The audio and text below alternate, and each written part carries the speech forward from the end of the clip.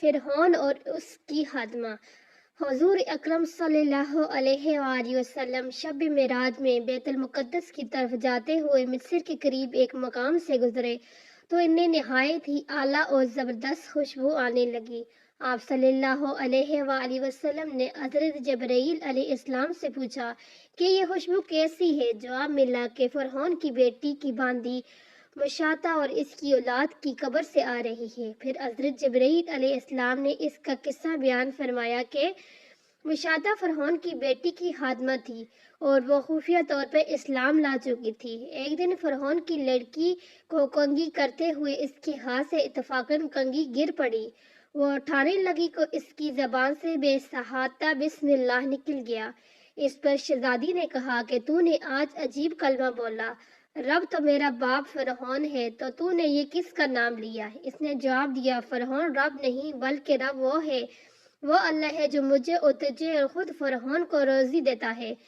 شہزادی نے کہا، اچھا تو میرے باپ کے سوا کسی اور کو اپنا رب مانتی ہے؟ اس نے جواب دیا، ہاں میں تیرے اور تیرے باپ سب کا رب اللہ تعالیٰ ہی ہے۔ شہزادی نے اسے اپنے باپ سے گلوایا۔ وہ سخت غضبناک ہوا اور اسی وقت اسے برسرور دربار بلا کر بھیجا۔ اسے دربار میں بلایا گیا تو میرے سوا کسی اور کو اپنا رب مانتی ہے؟ اس نے کہا، میرا اور تیرا رب اللہ تعالیٰ ہی ہے جو بلندیوں اور بزرگی والا ہے۔ فرعون نے اسی وقت حکم دیا کہ تانبے کے جو گائے بنائے ہوئے ہیں ان کو خوب تپایا جائے، اور جب بالکل آگ جیسی ہو جائے تو اس کے بچوں کو ایک ایک کر کے اس میں ڈال دیا جائے، آخر میں خود اسے بھی اسی میں ڈال دیا جائے۔ چنانچہ وہ گرم کی گئی۔ جب آگ جیسی ہوگی تو حکم دیا گیا کہ اس کے بچے کو ایک ایک کر کے اس میں ڈالنا شروع کرو۔ اس نے کہا، بادشاہ ایک درخواست میری منظور کرو، وہ یہ کہ میری اور میرے ان بچوں کی ہڈیاں ایک ہی جگہ ڈالنا۔ اس نے کہا، اچھا تیرے کچھ حقوق ہمارے ذمہ ہیں اس لیے منظور ہے۔ اس کی دونوں بچیاں اس کی آنکھوں کے سامنے اس میں ڈال دی گئی اور وہ فوراً جل کے راکھ ہو گئی۔ پھر سب سے چھوٹی کی باری آئی جو ماں کی چھاتی سے لگا ہوا دودھ پی رہا تھا۔